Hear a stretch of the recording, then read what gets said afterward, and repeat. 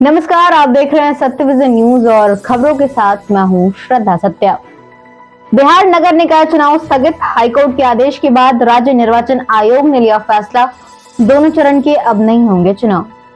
बिहार में नगर निकाय चुनाव को लेकर पटना हाईकोर्ट के आदेश के बाद राज्य निर्वाचन आयोग ने बड़ा कदम उठाया है।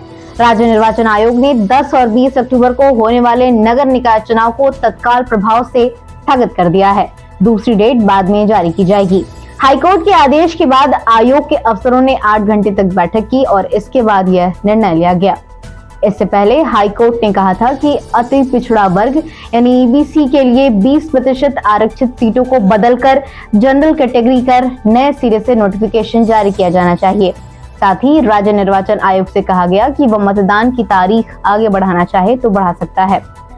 इस फैसले के साथ ही 10 और 20 अक्टूबर को होने वाले नगर पालिका चुनाव पर फिलहाल रोक लग गई है। राज्य निर्वाचन आयोग की तरफ से इस संबंध में नया नोटिफिकेशन जारी किया जाएगा।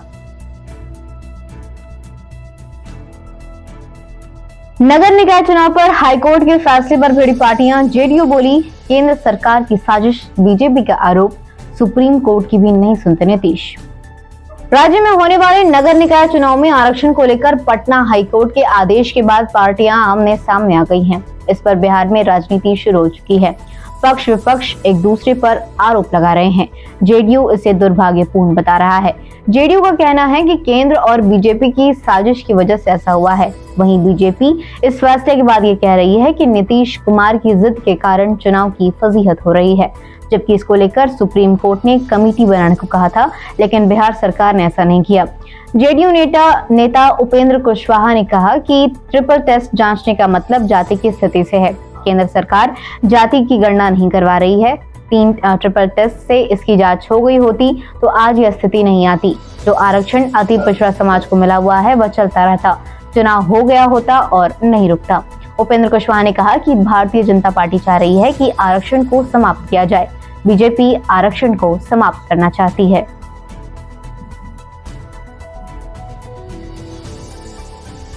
डाक विभाग में 98,000 नौकरियां, एसबीआई की पीओ भर्ती में सेलेक्ट हुए तो मिलेगी 60,000 रुपए की सैलरी। प्रतियोगी परीक्षा की तैयारी कर रहे युवाओं के लिए अच्छी खबर है। जो अभ्यर्थी ग्रेजुएट हैं उनके लिए बिहार में चाइल्ड डेवलपमेंट प्रोजेक्ट ऑफिसर बनने का मौका है। इसमें फॉर्म भरने की लास्ट डेट 7 अक्टूबर है। बैंक में जाने के इच्छुक लोगों के लिए भी एसबीआई ने पीओ की वैकेंसी निकाली है। 10वीं 12वीं पास अभ्यर्थी रेलवे में बिना परीक्षा के भी अब सेलेक्ट हो सकते हैं। सबसे बड़ी बात यह है कि डाक विभाग जल्द ही 98,000 पदों पर भर्ती कराने जा रहा है। केजरीवाल को रोकने के लिए गुजरात में बड़ी तैयारी। 18 दिनों में 2 बार गुजरात गए चिराग पासवान, लोजपा लड़ेगी कुछ सीटों पर चुनाव। पिछले 18 दिनों में लोजपा के मुखिया चिराग पासवान 2 बार गुजरात दौरे पर जा चुके हैं। बहुत कम समय के अंतराल पर उनका वहां जाना सबको चौंका गया। इस बात का एहसास होने लगा कि चिराग पासवान वहां किसी बड़ी तैयारी में है। नजदीक में होने वाला विधानसभा चुनाव भी है। ऐसे में जब पड़ताल शुरू हुई तो बातें सामने आने लगी। सूत्र भी बताने लगे कि इनकी तैयारी पूरी तरह से चुनावी है। वहां दलितों की भी अच्छी संख्या है। ऐसे में उत्तर भारतीयों के साथ दलितों को भी एकजुट करने की तैयारी है। इस प्लान के जरिए आम आदमी पार्टी को मजबूत स्थिति में वहां आने से रोका जा सकता है, क्योंकि भाजपा को लगता है कि वादों के जरिए अरविंद केजरीवाल दिल्ली और पंजाब के तर्ज पर गुजरात में भी खेल कर सकते हैं। इसलिए उत्तर भारतीयों को आम आदमी पार्टी की तरफ मूव करने से रोकने के लिए लोजपा को वहां उतारने की कवायद चल रही है।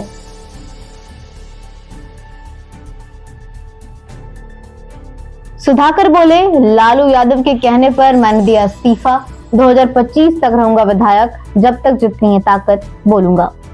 कृषि मंत्री पद से इस्तीफा देने के बाद आरजेडी विधायक सुधाकर सिंह ने किसानों की सभा में मंच से कहा कि जिन्हें कुर्सी प्यारी है वे लोग मुझे क्या चुनौती दे रहे हैं। नीतीश कुमार के नेतृत्व में कुर्सी के लोभ में कुर्सी से चिपकने वाले लोगों की चिंता मुझे नहीं है। उन्होंने कहा कि राष्ट्रीय अध्यक्ष लालू प्रसाद ने मुझे मंत्री बनने के लिए कहा था, इसलिए मैंने मंत्री पद स्वीकार किया था। उन्होंने जब कहा कि इस्तीफा दे दें, मैंने इस्तीफा दे दिया। जेडीयू ने कहा पीके बीजेपी के एजेंडे पर, प्रशांत किशोर का जवाब, राजनीतिक दलाल नहीं। बिहार की राजनीति में अपने आप को स्थापित करने के लिए चुनावी रणनीतिकार प्रशांत किशोर पद यात्रा कर रहे हैं। प्रशांत किशोर ने अब तक ये साफ नहीं किया कि वे आगे आने वाले चुनाव में निश्चित तौर पर पार्टी बनाएंगे या फिर ऐसे ही चुनाव लड़ेंगे। प्रशांत किशोर ने यह पद यात्रा महात्मा गांधी की कर्मभूमि रही चंपारण के भिड़हरवा आश्रम से शुरू की। प्रशांत किशोर की इस पद यात्रा को लेकर जेडीयू के राष्ट्रीय अध्यक्ष ललन सिंह ने कई सवाल खड़े किए हैं। ललन सिंह ने कहा कि प्रशांत किशोर आंकड़ा देते रहे हैं, वह आंकड़ों का खेल खेलते हैं, उनका एजेंडा अलग है, वो भारतीय जनता पार्टी के एजेंडे पर बिहार घूम रहे हैं। बिहार में बारिश ने बिगाड़ा दशहरा दुर्गा पूजा का रंग, मेले पूरी तरह से चौपट, दुकानदारों को भी भारी नुकसान। बिहार के कई जिलों में मंगलवार से ही लगातार बारिश हो रही है। इस वजह से दुर्गा पूजा के मेले का मजाक किरकिरा हो गया है। राजधानी पटना के अलावा वैशाली, भागलपुर, नालंदा, जमुई, रोहतास, सारण, सिवान और मधुबनी समेत बिहार के 20 जिलों में मंगलवार की सुबह से लेकर शाम तक काफी बारिश हुई। बारिश की वजह से पंडालों के आसपास पानी भी भर गया, सड़क पर कीचड़ जमा हो गया। मेले में दुकान लगाने वाले दुकानदारों को भी काफी नुकसान हुआ है। हालांकि फिर भी पटना समेत कई जिलों में देर रात घर से लोग निकले, लेकिन उन्हें बारिश और कीचड़ की वजह से काफी परेशानी का सामना करना पड़ा। एम्स पटना में जूनियर रेजिडेंट के 30 पदों पर वैकेंसी, उम्मीदवार 12 अक्टूबर तक कर सकते हैं आवेदन। इंटरव्यू में प्रदर्शन से होगा चयन। अखिल भारतीय आयुर्विज्ञान संस्थान पटना में जूनियर रेजिडेंट के पदों के लिए वैकेंसी निकाली गई है। इस वैकेंसी के तहत कुल 30 पदों को भरा जाएगा। इसके लिए अखिल भारतीय आयुर्विज्ञान संस्थान ने अपनी आधिकारिक वेबसाइट www.ems.patna.edu.in पर नोटिस जारी किया है और इस वैकेंसी की सूचना दी है। अगर आप भी वहां नौकरी करने के इच्छुक हैं तो एक बार प्रकाशित नोटिफिकेशन को अच्छी तरह से पढ़ लें और अपनी योग्यता के अनुसार आवेदन की प्रक्रिया को 12 अक्टूबर से पहले पूरा कर लें। पटना में डाक बंगला चौराहे पर इंडोनेशिया का बना मंदिर, तारामंडल के आगे गाड़ियों की नो एंट्री, बड़ी संख्या में पहुंच रहे श्रद्धालु। 2 साल के बाद भी इस साल पटना में दुर्गा पूजा की खूब धूम देखने को मिल रही है। जगह जगह भव्य पंडालों का निर्माण किया गया है। पंडाल, लाइट और डेकोरेशन में लाखों रुपए खर्च किए गए हैं। पटना में इन दिनों रात भर लोग घूमते नजर आते हैं, पंडालों का दर्शन करते हैं। पहली बार पटना में स्टोन का पंडाल बनाया गया है। पंडाल की ऊंचाई 90 फीट और चौड़ाई 55 फीट है। ये पंडाल काफी आकर्षित करने वाला है। पूरे पटना में सबसे ज्यादा भीड़ यहीं देखी जाती है। पूजा आयोजकों के अनुसार यहाँ 3 दिनों में 20 लाख से ज्यादा लोगों के दर्शन करने की उम्मीद है। पटना में आज बदली रहेगी शहर की ट्रैफिक व्यवस्था। आज विजयादशमी है। इस मौके पर राजधानी के गांधी मैदान में बुधवार को रावण वध समारोह का आयोजन किया गया है। इस कार्यक्रम को देखने के लिए दूर दूर से लोग पटना आते हैं। गांधी मैदान के अंदर लोगों की भारी भीड़ उमड़ती है। इस वजह से भीड़ को कंट्रोल करने के लिए जिला प्रशासन और ट्रैफिक पुलिस ने खास तौर पर रूट प्लान तैयार किया है।